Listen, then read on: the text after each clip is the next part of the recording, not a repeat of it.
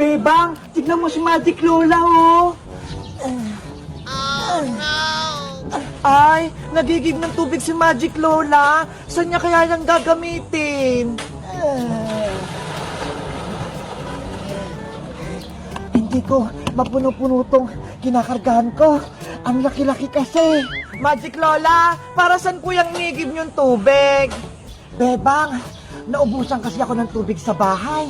Maglalaba ako, kaya ako nag-iigib. Ganun po, kawawa naman kayo, Lola. Pagod na nga ako magbuhat.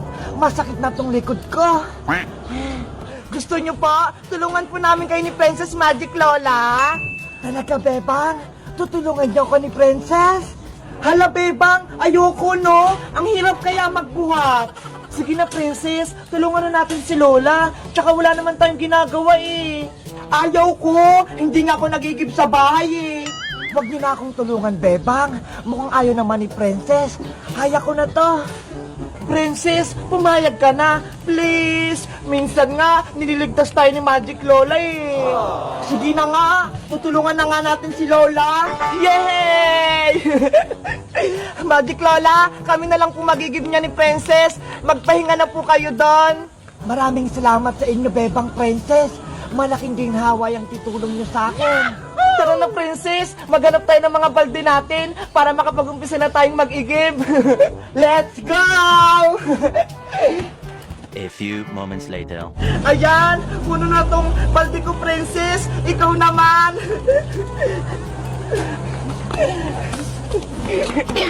Buti na lang, malitong timba ko. Mapupuno to agad. Hala, Princess, sobrang lit naman yung balde mo. Baso lang yan, eh. Ayoko kasi mapagod, Bebang, para hindi ko sumakit yung kamay ko magbuhat. Ang tamad mo naman. Matagal nating mapupuno yung tubigan ni Lola kung ayan lang yung gamit mo. Basta, ito gagamitin ko pang igib. Sige na nga, buhatin na nga natin to.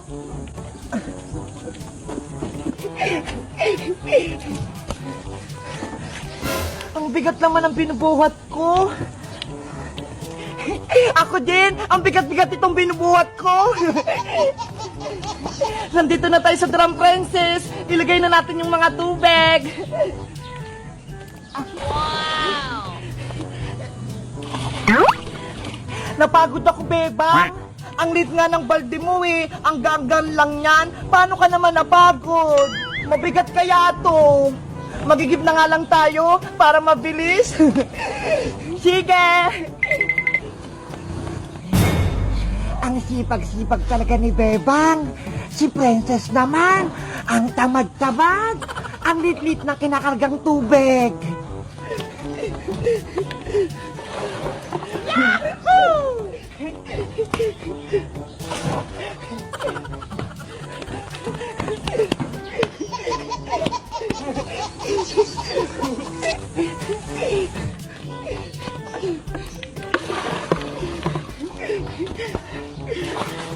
Konti na lang, mapupuno na.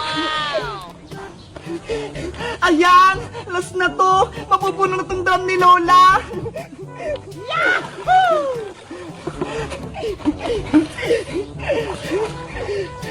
Sa wakas, tapos na tayo magiging Bebang.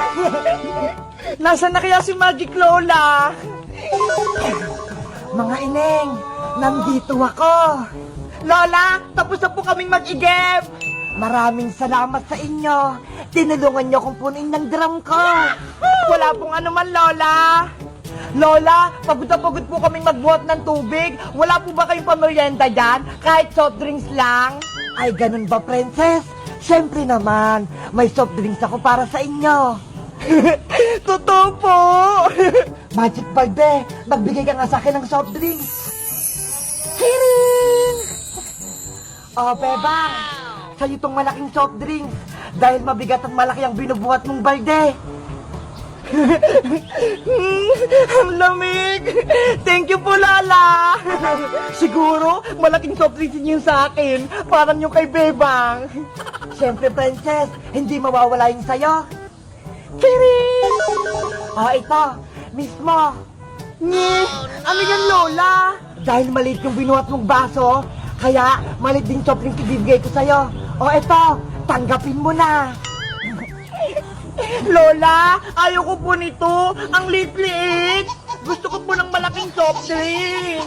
Yun lang yung kaya ko ibigay sa'yo, princess. Ayan lang yung binigay ng Magic Balde. Ang liit-liit nito. Hindi ako mabubusog. Hayaan mo na, princess. Maghati na lang tayo dito sa malaking soft drinks ko. Yay! Maghati kami ni Bebang. Si princess talaga, matakaw. Hello guys! Kinulungan namin ni Princess si Magic Lola mag-i-give kasi kawawa siya eh. Kayo guys, tinutulungan nyo rin ba yung mga matatanda kapag nahihirapan sila sa trabaho nila? Mag-comment lang kayo! Bye-bye! Huwag ka nang lumaban, talo ka dyan! Pero huwag ka magtatampo, lagding kita. Lagding kita. Ay, Beba! Ano po yun, Nay? Puro stop toys na lang yung lagi mong kalaro. Baka mamaya magkakamukha na kayo dyan. Bakit? Masama po ba? Subukan mo kayang lumabas ng bahay. Bakit paglaro ka sa mga bata? Para pagpabisan ka naman? Wow! Ay! Sige po, Nay! Huwag ka lang lumayo-layo, ah! Diyan ka lang sa malapit. Totots, TJ, Spidey, diyan muna kayo, ha! Maglalaro muna kami Big Bird sa labas, maghanap kayo na ng kalaro. Ha? Babalikan ko kayo. Yes! Maglalaro ko sa labas. Pinayagan ako ni nanay.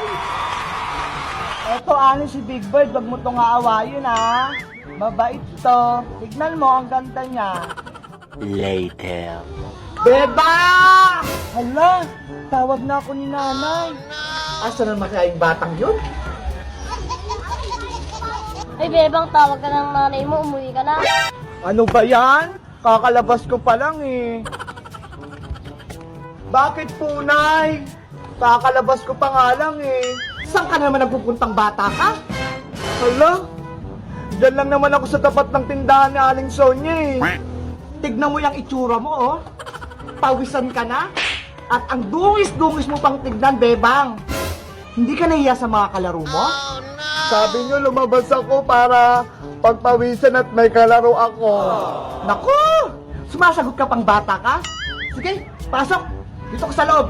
Anong silbi niyang mga stop toys mo? Kung di mo lalaroin. Pasok!